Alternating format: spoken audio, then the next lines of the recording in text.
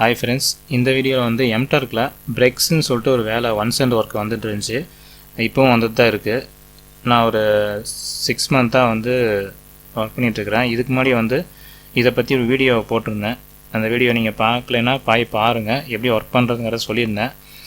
நிறைய பேர் பார்த்துருந்தீங்க, ஒர்க்கும் பண்ணிகிட்ருப்பீங்கன்னு நினைக்கிறேன். ஆனால் வந்து இப்போ வந்து எனக்கு இந்த வீடியோ போடுறதுக்குண்டான காரணம் என்னென்னு பார்த்தீங்கன்னா, இந்த ஒர்க் வந்து எனக்கு பிளாக் பண்ணிட்டாங்க.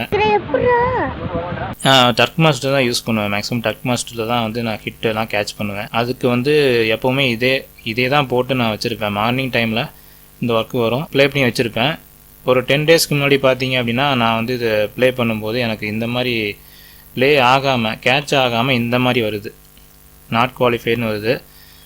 இந்த மாதிரி வந்துச்சுனாவே பிளாக் பண்ணிட்டாங்கன்னு தான் அர்த்தம். உங்களுக்கு சந்தேகமாக இருந்தால் இந்த லிங்க்கை பாருங்கள். அந்த லிங்க்கை வந்து உங்களுக்கு போய் பார்த்தீங்கன்னாவே தெரியும், இந்த ஹிட்டோட லிங்க்கு. இதில் வந்து எனக்கு நாட் குவாலிஃபைடு தான் வந்துச்சு. குவாலிஃபைன்னு சொல்லிட்டு ஒரு பட்டன் காமிக்கும் இல்லைங்களா, அதுதான் எனக்கும் காமிக்குது. இது ப்ளே பண்ணும்போது இது வந்து உங்களுக்கு குவாலிஃபிகேஷன் இருந்தால் மட்டும்தான் உங்களுக்கு வந்து இந்த இடத்துல கேட்ச் ஆகும். கேட்ச் ஆகி எல்லோ கலரில் வரும். பேண்டா கிரேசியில் பார்த்தீங்க அப்படின்னா பிங்க் கலரில் வரும். நான் பேண்டா கிரேசியும் யூஸ் பண்ணுறேன், இதுவும் யூஸ் பண்ணுறேன். பிங்க் கலரில் வரும். அந்த பிங்க் கலரில் வந்தாலே பிளாக் பண்ணிட்டாங்கன்னு அர்த்தம். சரியாக தான் பண்ணியிருக்கேன், ஆனால் ஏன் பிளாக் பண்ணாங்கன்னு தெரியல. வார்னிங் வீடியோவாக தான் இந்த வீடியோ இருக்கும். ஏன் அப்படின்னா, இதுக்கு முன்னாடி நான் செஞ்சுட்டு இருந்ததெல்லாம் பார்த்தீங்கன்னா கரெக்டாக தான் ஒர்க் பண்ணேன். கரெக்டாக ஒர்க் பண்ணியும் வந்து ஏன் பிளாக் பண்ணாங்கன்னு எனக்கு தெரியல. இதுக்கு வந்து மெயில் பண்ணி நான் வந்து கேட்கும்போது அவங்க வந்து எந்த ரெஸ்பான்ஸும் அவங்க பண்ணலை. ஒருவேளை உங்களுக்கு பிளாக் ஆகி பண்ண முடியாமல் இருந்து உங்களுக்கு மெயில் பண்ணாலும் ரிப்ளை வருமா வராதான் தெரியல. எனக்கு வந்து ரிப்ளை மெயில் வரல.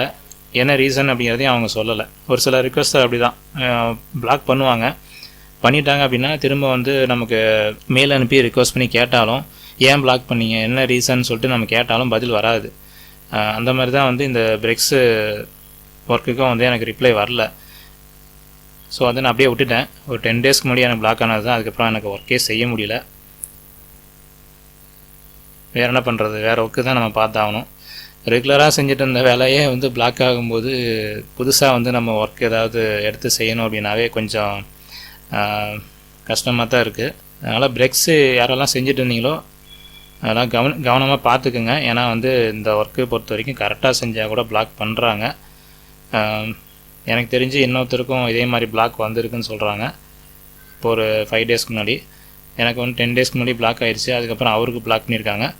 ஓகேங்களா. ஸோ இந்த தகவலை வந்து உங்கள் ஃப்ரெண்ட்ஸுக்கு யாரெல்லாம் அந்த ஒர்க்கை செஞ்சிட்ருக்காங்களோ அவங்களுக்குலாம் ஷேர் பண்ணுங்கள். இந்த வீடியோ உங்களுக்கு பிடிச்சிருந்தால் லைக் பண்ணுங்கள், ஷேர் பண்ணுங்கள், கமெண்ட் பண்ணுங்கள். நம்ம டெக் தமிழ் சேனலை சப்ஸ்கிரைப் பண்ணுங்கள். Thank you friends, by.